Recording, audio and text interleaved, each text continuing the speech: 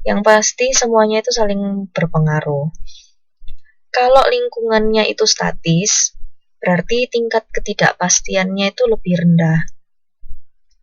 Sebaliknya, kalau lingkungannya itu dinamis, bisa jadi tingkat ketidakpastiannya itu lebih tinggi. Kecenderungannya itu seperti itu.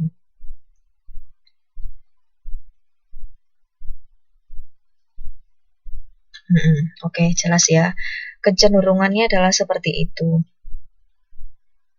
Nah, terus kalau misalnya lingkungannya itu sangat dinamis ya, banyak pesaing yang tiba-tiba datang. Terus habis itu ada peraturan pemerintah yang juga kayaknya bakal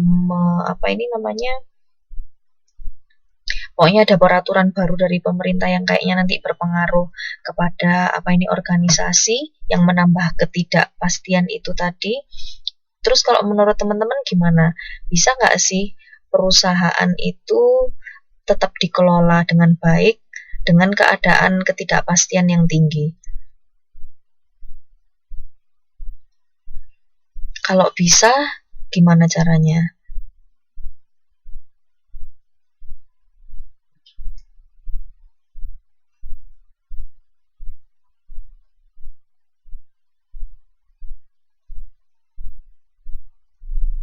Iya, betul.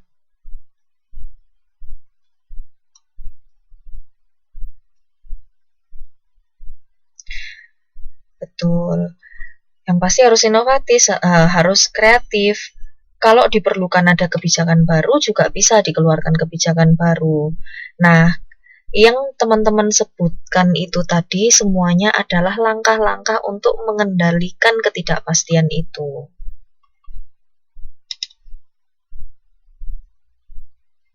Nah, berikut ini yang ada di tabel ini adalah teksturnya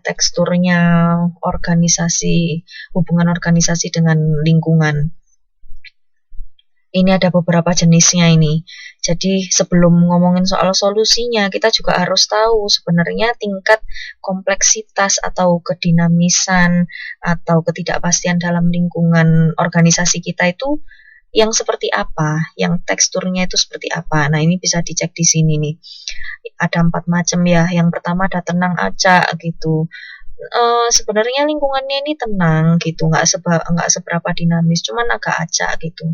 Nah, berarti apa yang harus dilakukan perusahaan kalau ada lingkungannya seperti ini? Berarti lebih diutamakan untuk mengelola untuk memusatkan perhatian kepada pengelolaan rutin sehari-hari. Terus ada juga ini lingkungannya ini tenang dan mengelompok. Jadi lingkungannya ini sebenarnya cukup stabil dan meskipun dinamis dia nggak bakal ada perubahan yang signifikan dan itu semua saling berkaitan satu sama lain gitu. Nah, kalau ada kayak gini, tindakan perusahaan seharusnya adalah membuat perencanaan dan mengantisipasi tuntutan kelompok karena semuanya ini masih bisa diprediksi gitu, jadi harus diantisipasi. Kemudian tekstur yang ketiga ini adalah diganggu bereaksi. Nah, ini kayaknya lebih risky atau lebih dinamis nih. Ketidakpastiannya kayaknya lebih tinggi juga. Karakteristiknya seperti apa? Karakteristiknya adalah lingkungannya ini bereaksi terhadap tindakan organisasi dan kegiatan.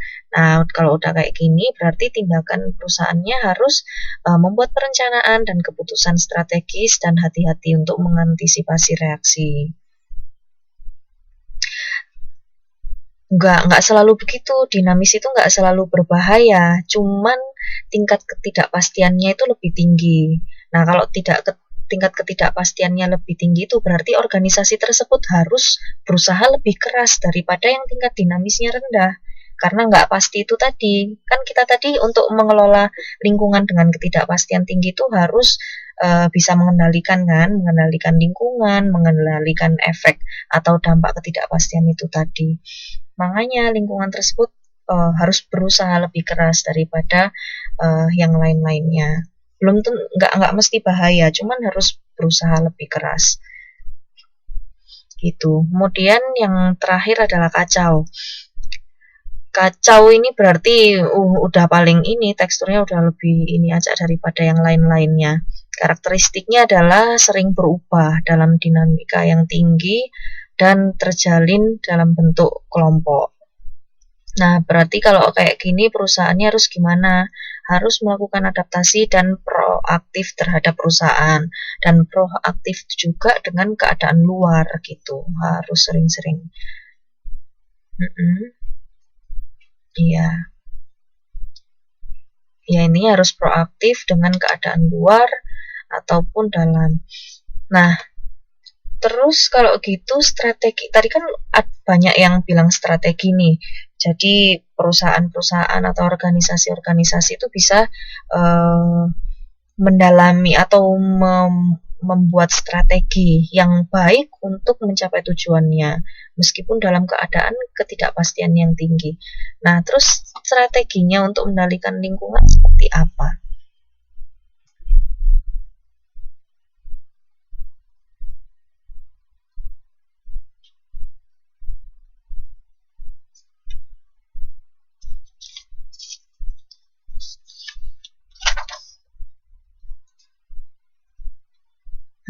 Betul.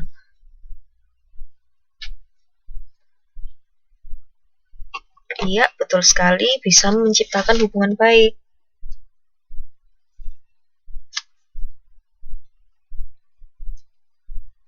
Dan satu lagi, menanggapi itu tadi apa pertanyaannya dari Mbak Nani itu, memang dinamis itu nggak selalu bahaya. Dan yang jelas lingkungan itu tadi, elemen-elemen lingkungan tadi itu mulai apa konsumen apa dan lain sebagainya itu tadi, semuanya itu bisa menjadi kesempatan atau justru ancaman terhadap perusahaan tertentu. Tergantung dari bagaimana tiap perusahaan itu menyikapinya. Jadi di satu sisi bisa jadi kedinamisan itu menjadi sebuah ancaman atau sesuatu yang bahaya bagi perusahaan. Kalau mereka nggak bisa terbuka, mereka tuh nggak fleksibel dengan dunia luar.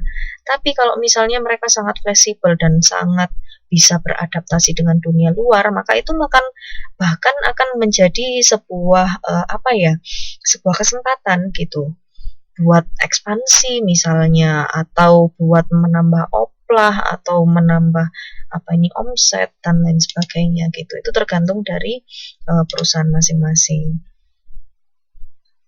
Iya betul, dan bisa juga menjadi ladang bisnis gitu kan.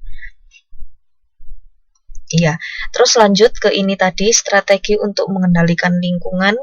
Basically atau pada dasarnya itu ada dua hal ini.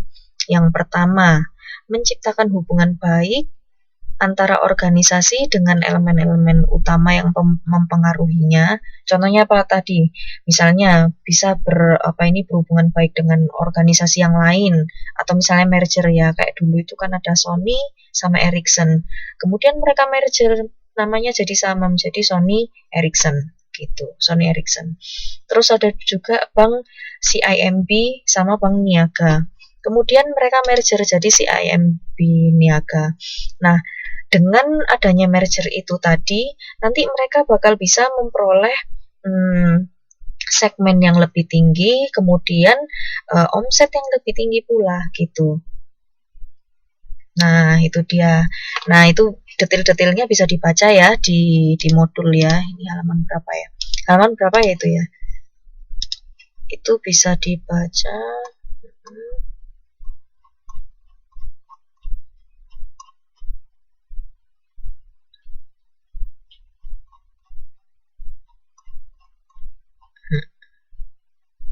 Nah, ini halaman 2.31. Mulai halaman 2.31 sampai 2.33. Nah, ini bisa dibaca sendiri nih, detail-detailnya bagaimana cara mengendalikan lingkungan. Itu tadi faktor yang pertama ya, untuk kita harus menciptakan hubungan yang baik antara organisasi kita sendiri dengan elemen-elemen utama yang mempengaruhinya. Itu. Yang kedua adalah mengendalikan lingkungan agar tidak berbahaya dan justru sebaliknya malah bisa menguntungkan bagi organisasi. Nah, itu